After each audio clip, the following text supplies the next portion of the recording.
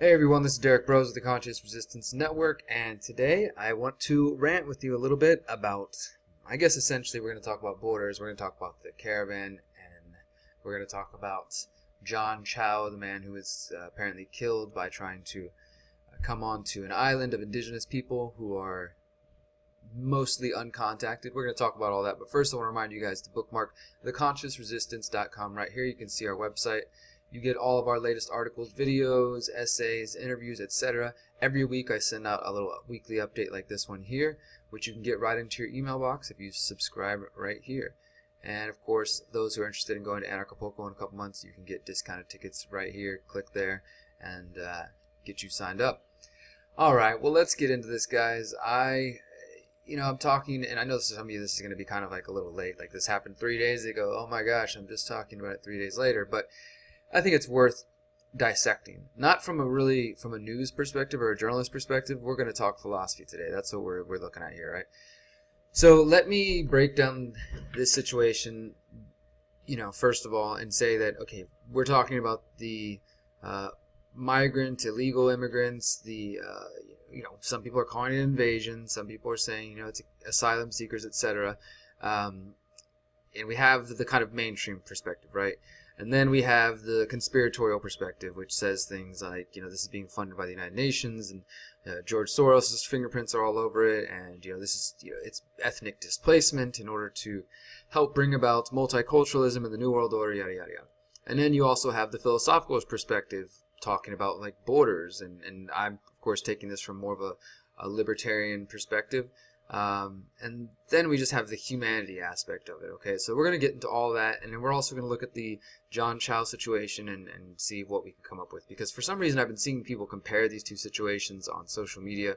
I didn't know this was a thing till John Vibes told me about this, and I looked it up, and sure enough, and some of my good friends, people who I trust and consider principled, also seem to have some thoughts on this. So let's get into this.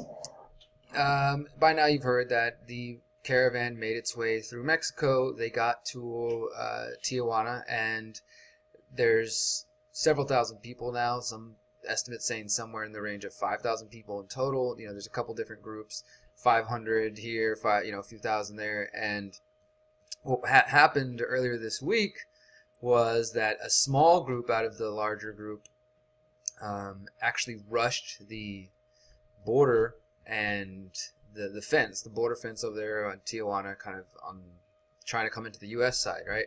Now, to be clear, those who say, hey, these aren't asylum seekers, these aren't, they're not after this, they came into Mexico, and Mexico offered them certain, they offered them welfare in a way, and they rejected it. It is true that some said, no, thank you, Mexico, we're going to continue on and press on to the U.S.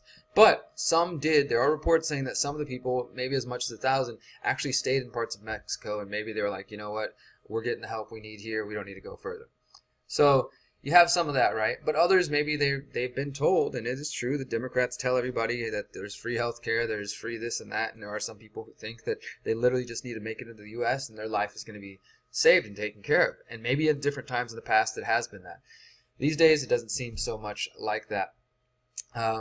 So people think they can come here and, in order to, this is the whole thing, if you are seeking asylum, you actually have to show up physically in person. So you can't just like mail in a letter from down in Guatemala or Honduras and say, my family needs help. You have to show up and make the trek, and these people are doing that, right?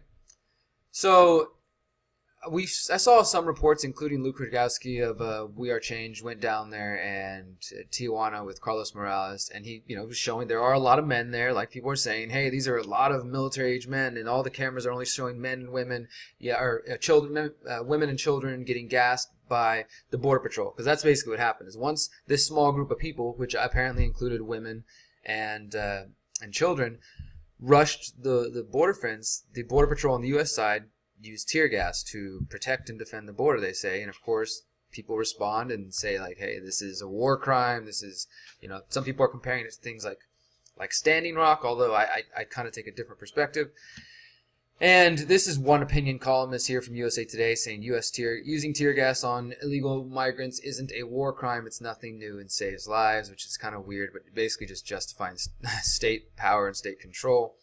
And then you have this aspect of it too. Poor health conditions of Central American migrants worry Mexican and U.S. UN health officials. Because if you saw Luke's video or anybody who's been down there, I mean, they're literally having to set up temporary camps just right along the border. There is like a shelter, but nobody knows how long these people are going to be there and if anybody's even going to let them in. And, you know, as far as the conspiratorial angle, I'll just take that for a second. And those who are saying, well, how is this all being funded? I do think that's a good question, right? There's thousands of people coming. And in the video, for example, the video Luke showed, which, you know, he stayed in one area, so it's not like he walked around the entire camp. So keep that in mind. But people were just asking questions like, so where are all the porta potties? You know, where are these tents coming from that people are constructing, and the blankets and things like that? And basically, you know, there's local volunteers, there are different groups helping out. There's a lot of help coming in, even though there's a lot of people against this. There's also a lot of help. So people are putting money into this, and so there are groups putting their money behind the scenes, you know, and some out front. It's not necessarily covert or nefarious, but there are definitely people putting their money in to try to help this caravan, right? So that's kind of where we're at now. Is they're camping down in Tijuana on the Mexico side, and they may try to cross. Some of them are seeking asylum. I don't think there's going to be some crazy invasion. You know, Trump sent down the military down there and is giving the Border Patrol permission to use whatever force they deem necessary. And this is where things get tricky, right? So let me just give you my opinion on this, and then we'll talk about how this relates to the island thing. So first of all, I just want to say this. Like, from a strategic, as an activist, like, standpoint, even if you're coming to the United States seeking asylum, right, and you're legitimately doing that, what do you expect to happen if you charge at a fence? I mean, if you try to charge at the border, like, I pretty much would expect that the cops are going to use some kind of force. Does that mean it's justified? No. Does that mean I support tear gassing of little kids or women or men at all? Like, you know, this is the thing, is it's just kind of side rant real quick, side tangent. It's always like, well, if women and children are getting hurt, but who the hell cares about the men? And that's where the men's rights activists are right, I guess, because people are okay with men being the, you know, women and children the first one off the sinking ship, men the first one into war, all those kinds of things, right? But it's horrible if it's happening to anybody, right? If anybody's getting tear gassed and things like that. But again, I have to say, if you've seen the news and you've seen that Trump is sending down military soldiers and the Border Patrol, and you know they're there, what else can you possibly expect but something? I mean, do you think that you're going to charge the fence and they're just going to stand down and let everybody rush in? I don't expect that. So strategically, tactically, bad move, I'd say. Doesn't really gain you much sympathy. In fact, some people, it's going to, you know, make them think, oh wow, this is an invasion, they're literally storming the gates and things like that. So I don't know, I can't really say that that's something positive, that that's something that you should pursue. I wouldn't choose that as a tactic, but also at the same time, I will give them the benefit of the doubt and say that I haven't traveled thousands of miles, you know, seeking to escape violence in Honduras and Guatemala and other Central American countries, which, by the way, I'm sure you guys know, was caused by the U.S. government and foreign policy over the last decades and nearly going on for half a century or more, interference and overthrowing of democratically elected governments and putting in puppets like they do all over the world. But so that blowback from that situation is now people trying to escape the violence and the gangs and the cartels and the corrupt governments, and so they're making their way up here. We can't ignore those aspects of this. Now, so that's, you know, the strategic idea, right? Now, as far as, is this just? Well, look, the way I like to think about this is that even in some future where we have decentralized communities, right? And I have my anarchist, agorist, conscious agora paradise that I'm hoping to create with you guys. We would have norms and customs for entering our community, right? I mean, so let's say that I had a vegan community and it was known, it was posted when you entered the property, you know, once everyone who was welcome entered the property and you met the preconditions just to enter the property, but it was known that if you violated our norms and our customs, aka laws, but laws that only apply to the people who live there, not laws and a monopoly on everybody in some geographical landmass, you know, whether they want to or not. So you come into our community knowing that it's a vegan community and you keep eating meat. Well, after a while, we're going to confront you and be like, hey man, you're violating this, you know, the way we run things. We're going to have to ask you to go. Or maybe we'll give you a chance at first. Then we ask you to go. And then maybe you refuse to go, right? So then we physically remove you from our community, right? Protecting our our quote-unquote borders, our private property, our community property. So I've been accused of being an open borders, left libertarian, or whatever, things like that. If anybody's actually read my book, my third book, you know that I believe in something called decentralized borders. That's the kind of the phraseology that we're using, because I do think that the talk around open and closed borders is just, the conversation's failed. And I've covered this in the past. I'll put some of those videos below where I talk about borders and immigration and things like that. But essentially what it comes down to is when people say public property and open borders, they're getting things wrong, because public implies that it's owned by the people. At least that's the idea behind it. But truly public in the world we live in today means owned by and controlled by, monopolized by governments, the gang of governments, right? So they are controlling that land. It's supposedly for, you know, the good of the people, so we can all use it whenever we want. But we know that that's not always the case.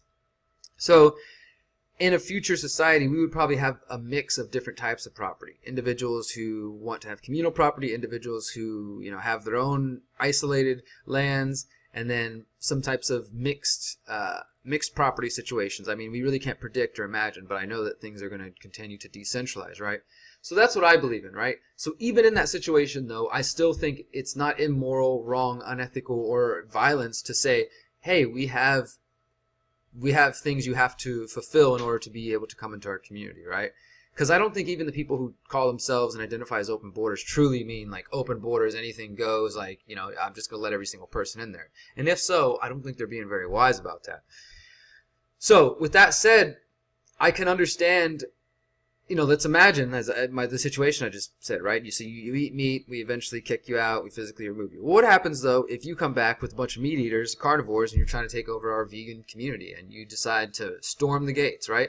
And you guys travel, you know, hundreds of miles because you're seeking refuge or asylum from the vegan community, or because you want to take over the vegan community. If you charge our gates, we might not have tear gas, but we might have some method of defense or protection, and you might suffer the consequences. I think that's just common sense for most people to think about that, right?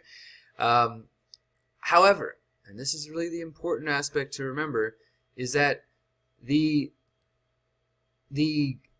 situation involving a small community and involving a nation state are entirely different, right? I can kind of try to compare and say, hey, well, even in a small community, we're going to have borders, we're going to have laws, customs, and norms and things like that, right? But that's a lot different than a nation state, which is funded via involuntary taxation, which is stolen from people like you out there who are paying taxes, income taxes, and other taxes. And the United States government and all governments, they claim a monopoly on a geographical landmass from sea to sea, from north to south, imaginary border line, or rivers, or whatever kind of natural borders are formed.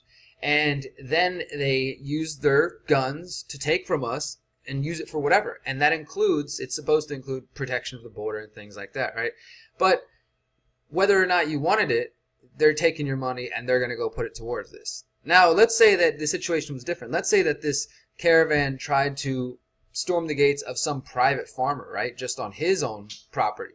And he chose to, you know, fire guns into the air or you know, throw some smoke bombs or something like that to protect his property.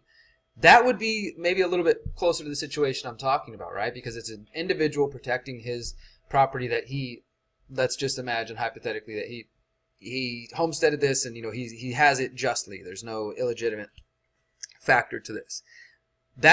That would be, I would say, justified. Some could say, hey, man, you didn't have to tear gas this. There was kids and women in there, and you know, we could have that argument. But it's still a different situation than the idea of a nation state taking money from people and then protecting the borders, and especially when some of those people don't want the help of the nation state, and then using that money that they take involuntarily to attack people and to tear gas people and things like that, right? So I don't know. I just think that these two situations, being able to see that yes, it's wrong to tear gas people, but people who storm the gates probably should expect something like that to happen. Whether that's right or wrong, I'm just saying, we know how governments act. If you storm the gates, like, they're not just going to stand by. Alright, so let's jump over now, and hopefully I can make this make sense. Now, you guys have heard of John Chau. I'm sure he's the missionary who, according to one friend, had lost his mind and become obsessed with the tribesmen, the Sentinelese, who are down there by India, and are officially, I think, owned by the Indian state, the Indian government, but the Indian government officially leaves them alone because they are known to attack people and shoot arrows at people who try to come onto their property, their community. And they've been separated, isolated for 50,000 plus years. And this is pretty crazy. This is just a feat of history and of imagination, I think, to really understand that these people are, when we talk about indigenous people, which we're all indigenous to one degree or another, to some part on this planet, right? And some of us, though, actually grew up in the indigenous communities we're from and not like 10th generation down the line, totally separated from our customs and things like that. These people have never been separated from their customs. They've never kind of come into Babylon, come into the modern world or civilization and lost those ways where, some of the people are kind of holding on to them and some of them aren't. And, half the tribes got cell phones and things like that. No, they're totally isolated, and everything that they've done over the years, save for maybe one or two times when they've actually interacted with people. I just watched this video here called Visiting North Sentinel, an island untouched for 55,000 years. And it gives a cool little history lesson of all the different times people have tried to come through here.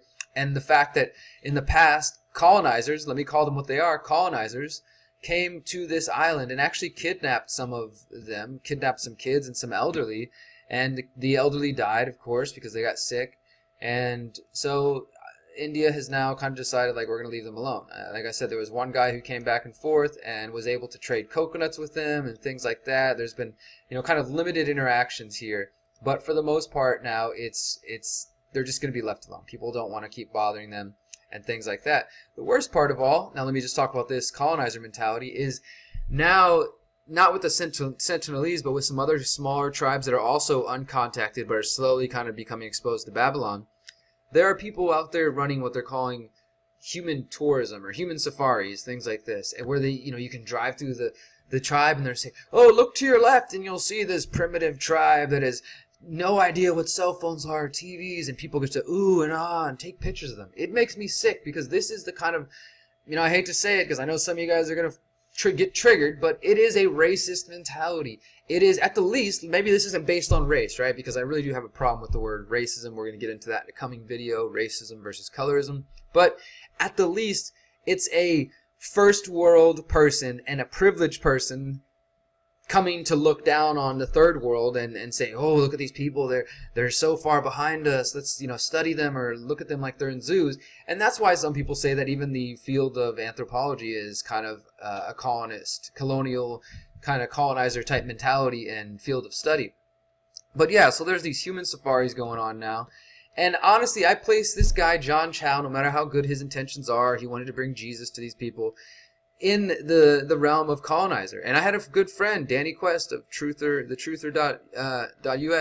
asking, how is he a colonizer, this and that, and him and other people saying, look, if you think it's wrong to gas the kids, then it should also be wrong to gas or to fire arrows at John Chau. But I think we're dealing with two completely different situations here, man. I mean, like I said earlier, one is a nation state using stolen money to gas and attack people who, like I said, maybe they should have expected that to happen. They're protecting the nation's borders, but they're doing it via involuntary taxation. And all you people out there, I know plenty of you anarchists who always complain about taxation being theft. And so if taxation is theft, then the results of that theft, whatever they use our money for, is also a part of the crime. They're taking our money, and I know you guys have given the examples because I've said this in my talks. It doesn't matter if they take our money and go do it for something good, right? So like feeding the homeless or universal health care or schooling, it still makes it theft. It's still wrong, right? So in that case, it doesn't make it okay to take stolen money and then to go gas somebody to protect the borders. You know what I mean? Like it's not cool. But people are saying, well, if you're against that, then you also have to be against the tribe shooting arrows at this man. But once again, these are two completely different situations. The Sentinelese people are not a nation state. You could say, okay, well, they're the nation state of that tiny little island, right? Okay, but they're not going out colonizing people and like trying to explore and take over other lands and bring slaves back and forcibly hold people. As far as we know, everybody who lives there has grown up in that tribe, in that community, on that island, and is there by choice. Now, later on, we may come to find out that they were holding prisoners there, and some of the community was like, hey, I want to go out and live in the Western modern world, and, there was some chief or some leader that was keeping them there by force. That would be wrong. I would not be for that. I would not support such an activity. However, until we know that, all that we know is that they are a tribe of people.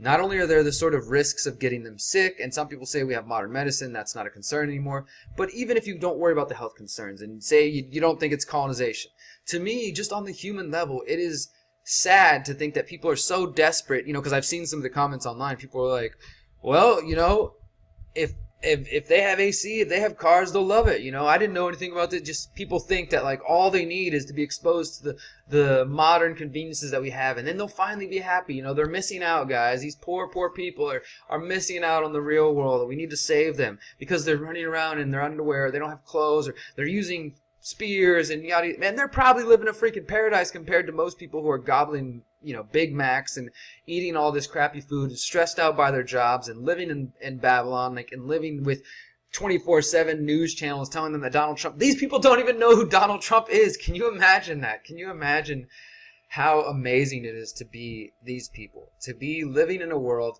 where, yes, you could say it's ignorance, right? And someone like, Hitler could come along and could end their whole world, and they would have no idea what even happened, right? Because they're living in a state of ignorance. And I don't mean that in a negative connotation. I mean literally they're ignorant. They are ignoring the world around them.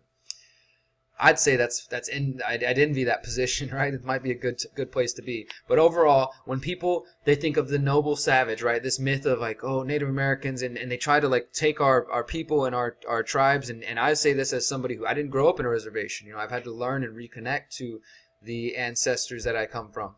But there is, I think, a habit in the Western world to kind of idealize and place on a pedestal, natives, and act as if we're only ever peaceful, and they have this, just this kind of caricature in their mind. And here you are with the real world, indigenous community, native community, relatively untouched for, 50,000 years. Just imagine that. And they're developing, and obviously they're able to survive. They're doing pretty fine without us. And people want to go there and spread them Jesus and get them sick, or just screw them up and interfere with their lives. Like, it makes me sick. It makes me sad because, I don't know, man. I think that we should leave them be. And on a libertarian perspective, that is their private property, right? You are an invader. If you are coming there, not only coming onto their land, but they've made it clear throughout history that they will fire arrows at people who get near there. So homeboy went there knowing that he even wrote in his journal that if I'm killed, please don't come find my body. Don't be mad at the people. Don't hold them accountable. I'm going here because God wants me to. So he went there full well knowing the consequences. Just like the people who are, let's say, storming the gates, knowing the consequences, the possibilities that they could be tear gassed, pepper sprayed, hit with clubs, arrested. So both parties went in knowing, what the deal was, and they suffered the consequences. In one hand, I don't think it makes it right to tear gas people because it's funded by government stolen money, and also just because maybe there are other ways to go about things.